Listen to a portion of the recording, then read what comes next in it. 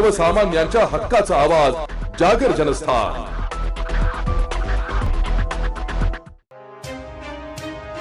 नाशिक महानगरपालिकेच्या वतीने काल दिनांक 15 जून रोजी द्वारका ते मुंबई नाका परिसरातील मुख्य रस्त्याला व सर्व्हिस रोडवरील अडथळा निर्माण ठरणाऱ्या अतिक्रमित आस्थापनांवर पोलीस विभाग व नाशिक महानगरपालिकेच्या वतीने संयुक्त कारवाई करण्यात आली। या कारवाईमध्ये 88 आस्थापनांवर अतिक्रमित असलेले शेड, ओटे, टपऱ्या काढण्यात आल्या। तसेच रहदारीस अडथळा ठरणाऱ्या वस्तू जप्त करून रस्ता वाहतुकीस मोकळा करून दिलाय। आज दिनांक 16 जून रोजी दुपारी 3 वाजेपासून मुंबई नाका भागात पुन्हा ही कारवाई सुरू झाली आहे। या कारवाईमध्ये नाशिक महानगरपालिकेचे आयुक्त तथा प्रशासक मनीषा खत्री या स्वतः हजर आहेत। नागरिकांना आवाहन सुद्धा करण्यात येत आहे की अतिक्रमण स्वतःहून काढून घेण्यात यावे। या कारवाईमध्ये पोलीस उपायुक्त चंद्रकांत खांडवी, मनपा अतिरिक्त आयुक्त स्मिता झगडे यांच्या मार्गदर्शनाखाली अतिक्रमण उपायुक्त सुवर्णा दखणे यांच्यासह सर्व विभागाचे विभागीय अधिकारी राजाराम जाधव, चंदन गुघे, जयश्री बैरागी, मदन हरिश्चंद्र यांच्यासह नगररचना विभाग, बांधकाम विभाग तसेच वाहतूक शाखेचे कार्यकारी अभियंता व अतिक्रमण विभागाचे 6 विभागाचे सर्व कर्मचारी यांनी 2 JCB 4 ट्रकद्वारे अतिक्रमण मोहीम राबवण्यात येते। भविष्यात या भागात कुठलेही अतिक्रमण होऊ नये याची नागरिकांनी दक्षता घेण्याचे आवाहन अतिरिक्त आयुक्त स्मिता झगडे यांनी केले असून अतिक्रमण झालेले आढळल्यास कडक कारवाई करण्यात येईल असे सांगण्यात आलेले आहे।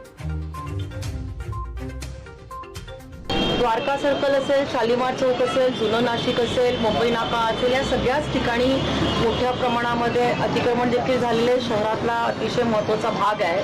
आणि टॅक्सी आणि रिक्षा स्टँड जे आहेत ते सगळे अनधिकृत आहेत। कुठेही रिक्षा लागतात, कुठेही टॅक्सी लागतात आणि त्याच्यामुळे खूप मोठा केओस या द्वारका सर्कलवरती, शालिमार सर्कलवरती, मुंबई नाक्यावरती आपल्याला मोठ्या प्रमाणामध्ये बघायला मिळतं आणि त्यामुळे ट्रॅफिकला खूप मोठा अडथळा निर्माण होतो आणि ट्रॅफिक जामचे प्रश्न सातत्याने आपल्याला दिसत आहे। काल महानगरपालिकेने काही अतिक्रमण काढलेलं आहे आणि आज देखील त्याची कारवाई सुरू आहे आणि पुढच्या कालावधीमध्ये ही मोहीम जी आहे ही मोठ्या प्रमाणामध्ये वाढवावी महानगरपालिकेच्या आयुक्तांनी आणि पोलीस आयुक्तांनी। आणि त्यामुळे त्यांना मी आज काही स्पॉट्स दाखवलेले आहेत आणि काही त्याच्यामधल्या काही बसस्टँड असतील, काही ज्या त्रुटी आहेत त्या दूर करून तातडीने ह्या ठिकाणी नॅशनल हायवेचे अधिकारी याच्यामध्ये उपस्थित होते आणि नॅशनल हायवेला देखील सांगितलंय की तुमची हद्द जी आहे तुम्ही आज निश्चित करा आणि त्याच्यावरती खडीकरण आणि कॉन्क्रिटीकरण किंवा डांबरीकरण जे काय असेल ते करून घ्या। त्याच्यासाठी लागणारा निधी जर कमी पडत असेल तर मी सर्व वरच्या अधिकाऱ्यांशी बोलून तो आपल्याला उपलब्ध करून देईल। परंतु ही मोहीम जी आहे नाशिकमधला पार्किंगचा विषय असेल, ट्रॅफिकचा विषय असेल आणि अतिक्रमणचा विषय असेल, हा मी निश्चित स्वरूपामध्ये अतिशय टार्गेटवरती, हिटलिस्टवरती घेतलेला आहे। कारण नागरिकांना खूप मोठ्या अडचणींना सामोरं जायला लागतंय। नागरिकांना चालता येत नाही, 2 व्हीलरवरती चालता येत नाही आणि त्यामुळे सर्वच डिपार्टमेंट्सना एकत्रित घेऊन आज ही मोहीम करण्यात आली आहे। खरं तर नाशिक शहरामध्ये अतिक्रमणाचा मुद्दा आजचा नाहीये। शहरामधल्या अनधिकृत या बांधकामांमुळे, या टपऱ्यांमुळे किंवा हॉटेल्समुळे शहरात वाहतूक कोंडी होती आहे। अनेकदा महापालिकेकडनं कारवाई हातात घेतली जाते, मात्र राजकीय हस्तक्षेप जो आहे तो समोर येतो। काही सूचना आपल्या निमित्ताने अधिकाऱ्यांना असणारे राजकीय हस्तक्षेपासंदर्भात कुठल्याही राजकीय हस्तक्षेपाचा याच्यामध्ये विचार करू नये। कोण याच्यामध्ये आडवं येत असेल तर त्यांच्यावरती गुन्हे दाखल करावे आणि कुठल्याही राजकीय हस्तक्षेपाशिवाय माननीय पोलीस आयुक्त असतील किंवा महानगरपालिकेचे आयुक्त असतील त्यांनी कारवाई करावी आणि नुसती अतिक्रमण काढून न थांबता त्याच्यावरती डांबरीकरण असेल, कॉन्क्रिटीकरण असेल, रस्त्यांचं रुंदीकरण असेल, फुटपाथ असतील, काही ठिकाणी सिग्नल लावण्याच्या व्यवस्था असतील, काही बस थांबे जे आहेत ते रस्त्याच्या मध्ये आहेत ते शिफ्ट करण्याचे असतील, अशा अनेक गोष्टी त्याच्यामध्ये सुचवलेल्या आहेत आणि निश्चित त्या पद्धतीने जिथून फेरफटका मारला तिथे रोज पायी चालायला जागा नसते, रस्त्यावर अतिक्रमण असतं। आज तुम्ही येणार, अधिकारी येणार म्हटल्यावर सगळं तिथलं अतिक्रमणच काढण्यात आलेलं आहे। जे कारवाई करतात त्यांच्या आधी तिथे माहिती पोहोचते। महानगरपालिकेतले काही कर्मचारी यांचं निश्चितच संगमत या सगळ्या अतिक्रमण विभाग म्हणजे जे लोक अतिक्रमण करतात त्यांच्याशी आहे। आयुक्त मॅडमशी माझी या विषयावरती चर्चा झालेली आहे। ज्याच्या भागामध्ये पुढच्या कालावधीमध्ये अशा पद्धतीचं अतिक्रमण होईल त्यांच्यावरती थेट कारवाई निलंबनाची करावी अशा सूचना आम्ही नाशिक महानगरपालिकेच्या आयुक्तांना परवाच्या बैठकीमध्ये महापालिकेमध्ये जाऊन मी 2.5 तास बैठक ह्याच्यावरती घेतलेली होती। त्यांना तसं बैठकीनंतर काहीच झालं नाही ना? आपण बघतोय की काल अतिक्रमण काढलं गेलेलं आहे. भुजबळ साहेबांनी पण त्याच्यामध्ये लक्ष टाकलेलं होतं आणि तुम्हाला सांगते की आज दोघंही अधिकारी माझ्यासोबत आहेत. त्यांनी देखील आता हा विषय जो आहे हा हिटलिस्टवरती घेतलेला आहे आणि पुढच्या काही कालावधीमध्ये आपण 8-10 दिवसामध्ये मोठ्या प्रमाणामध्ये हे अतिक्रमण काढण्यात जेव्हा लोकप्रतिनिधी रस्त्यावरती उतरतात त्यानंतर कारवाई केली जाते, मात्र तोपर्यंत हे मनपाला किंवा संबंधित लोकांना जेव्हा लोकप्रतिनिधी रस्त्यावरती उतरतात त्यानंतर कारवाई केली जाते, मात्र तोपर्यंत हे मनपाला किंवा संबंधित लोकांना दिसत नाही का?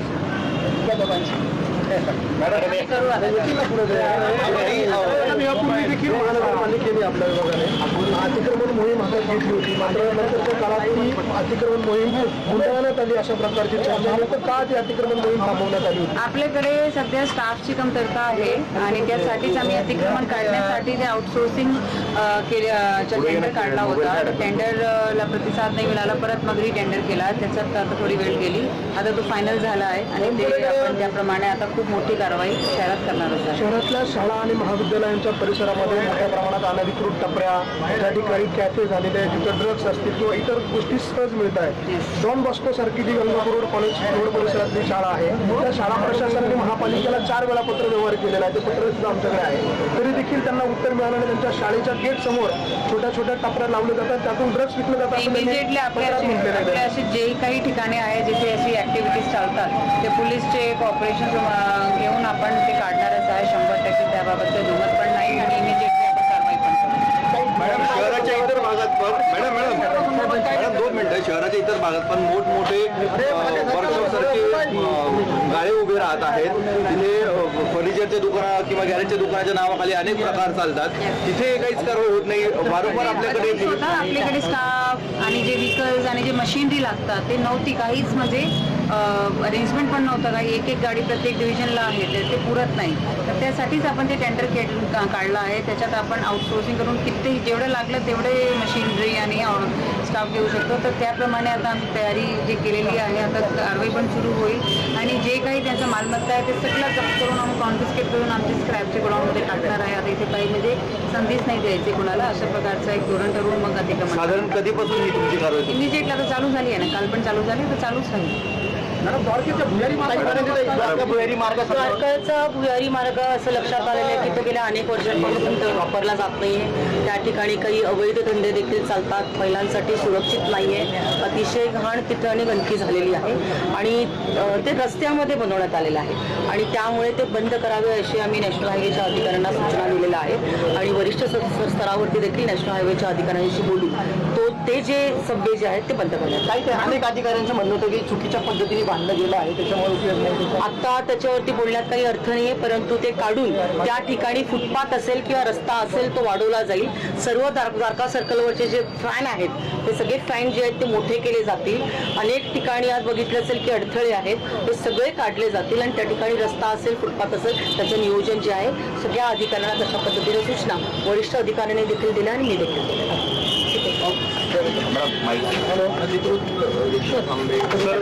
सर एक मिनिट इकडे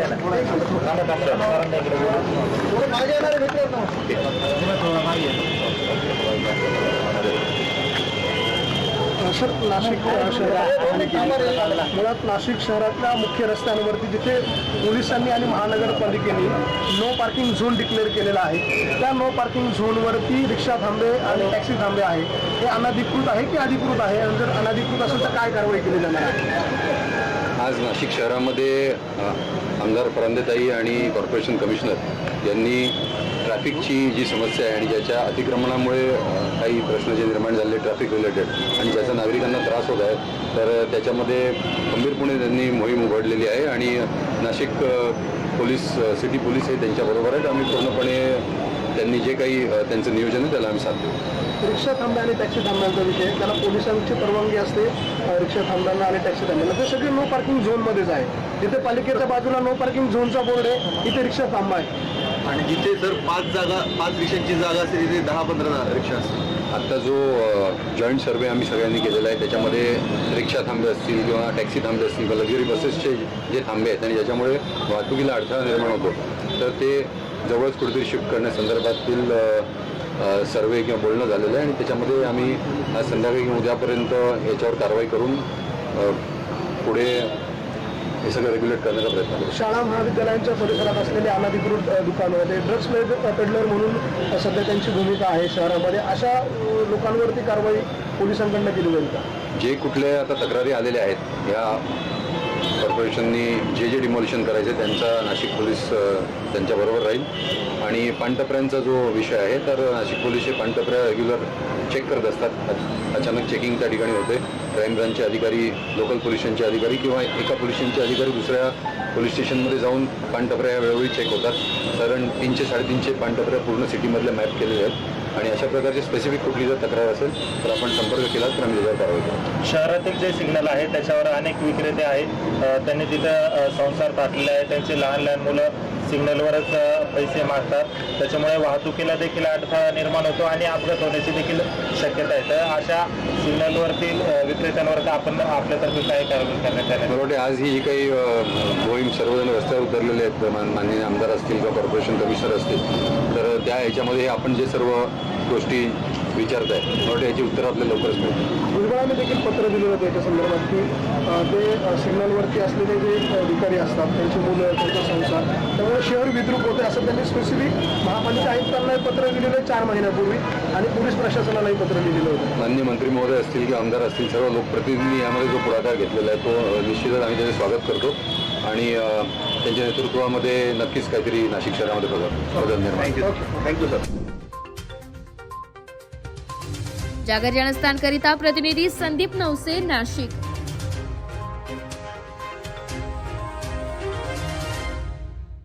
आत्मा मालिक हॉस्पिटलतर्फे दिनांक 1 डिसेंबर 2024 पासून आरोग्य तपासणी शिबिर सुरू करण्यात आले.